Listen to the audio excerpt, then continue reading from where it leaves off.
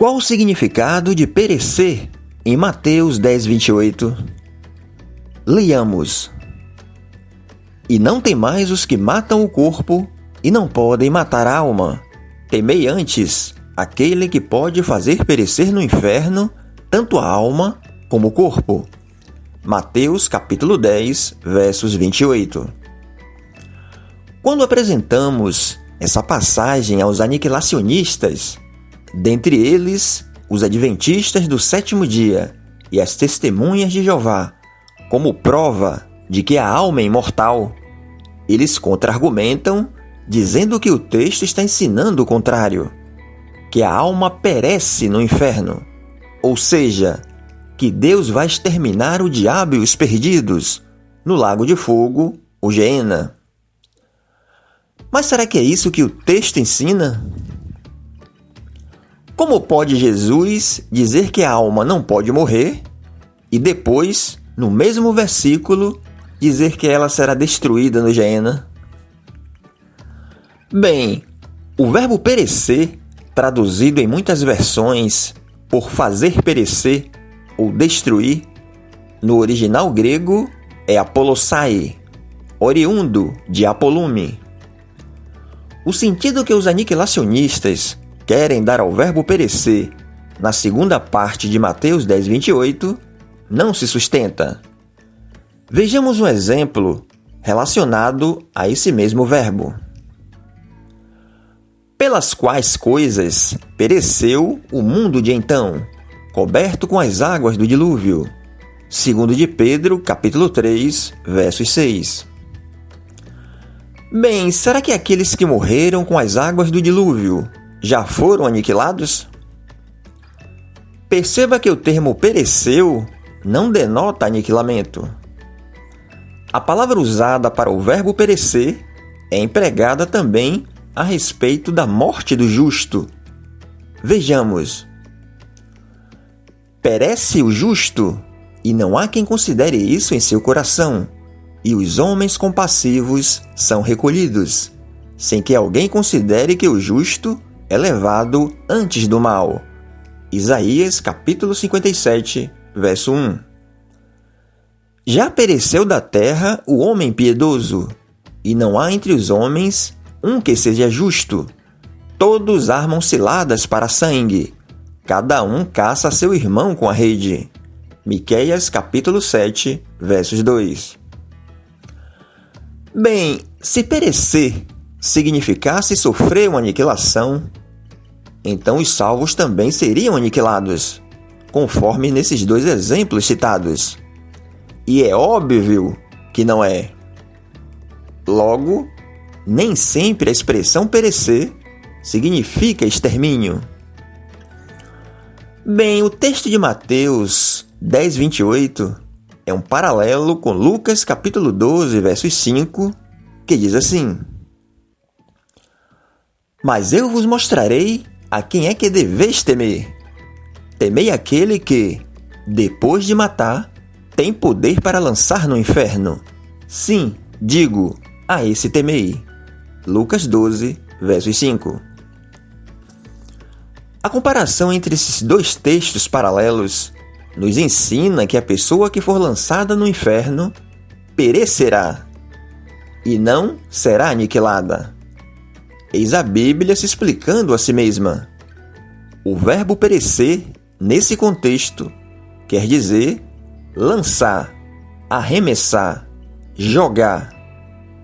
Logo, Mateus 10:28 deve ser lido dessa forma: Não temais os que matam o corpo e não podem matar a alma.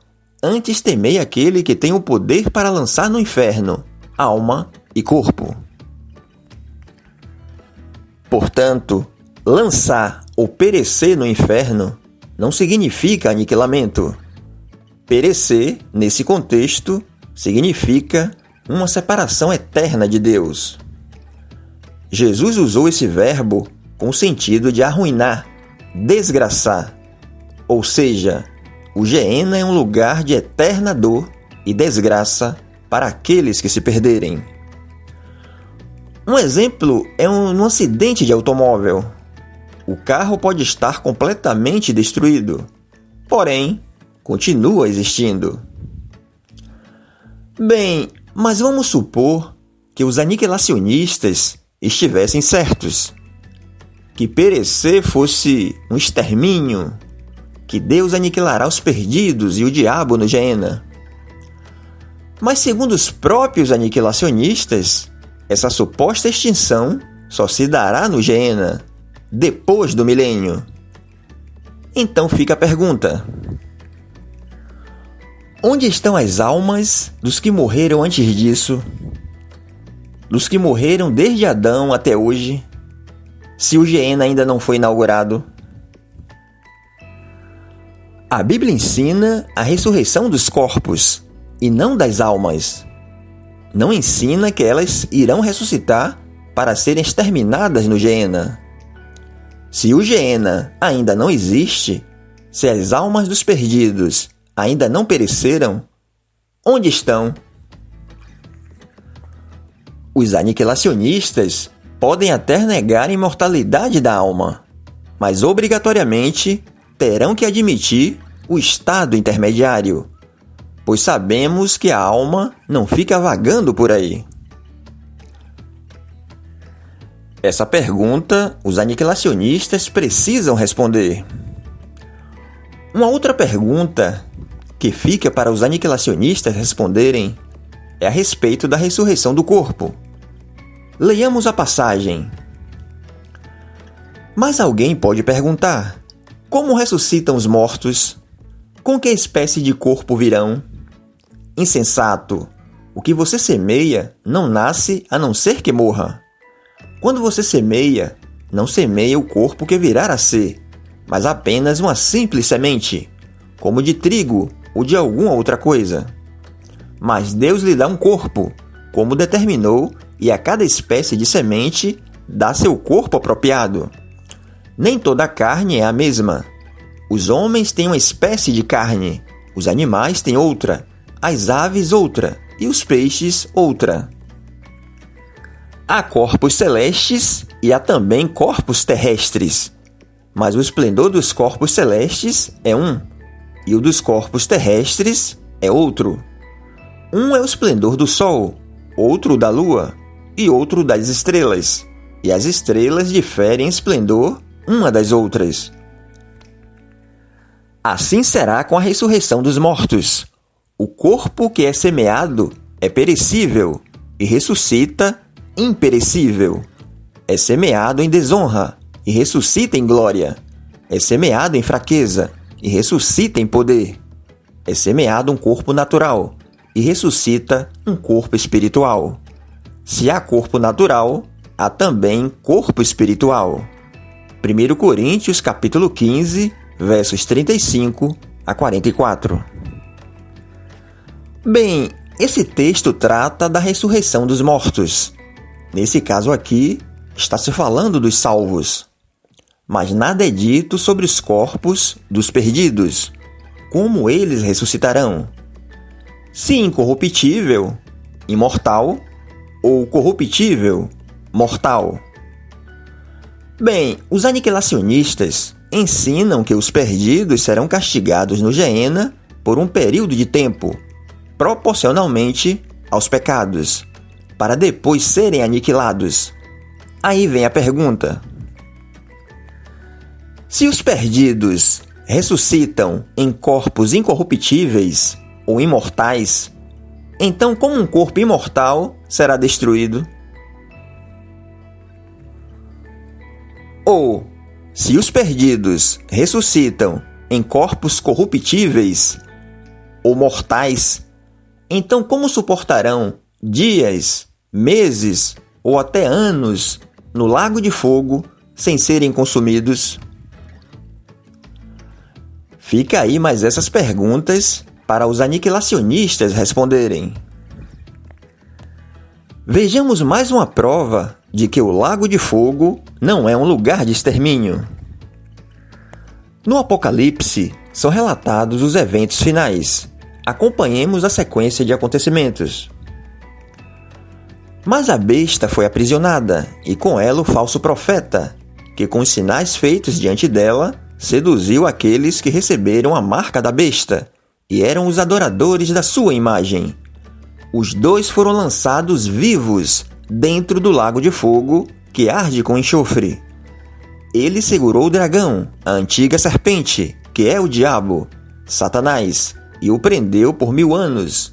Quando, porém, se completarem os 1000 anos, Satanás será solto da sua prisão.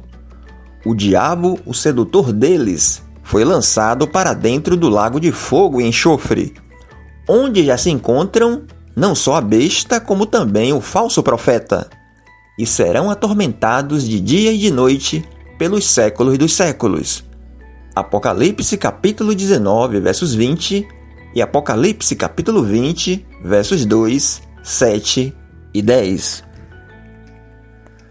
Perceba que a besta e o falso profeta foram lançados no lago de fogo, e 1000 anos depois, quando o diabo é lançado, eles ainda estão lá, vivos. Ora, o castigo na concepção dos aniquilacionistas não é um extermínio? Então o que a besta e o falso profeta estavam fazendo vivos no lago de fogo depois de 1000 anos? Apocalipse 20:10 mostra Satanás sendo lançado no lago de fogo, mas não mostra ele sendo aniquilado. Apocalipse 20:15 mostra os perdidos sendo lançados no lago de fogo, mas não mostra eles sendo aniquilados, mas sendo atormentados pelos séculos dos séculos.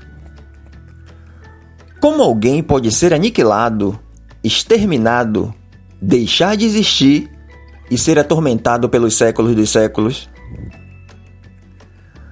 A Bíblia não ensina em lugar algum que os perdidos serão exterminados após irem para o lago de fogo. Portanto, o argumento usado pelos aniquilacionistas em Mateus 10:28, em dizer que o verbo perecer significa aniquilamento, não se sustenta na palavra de Deus.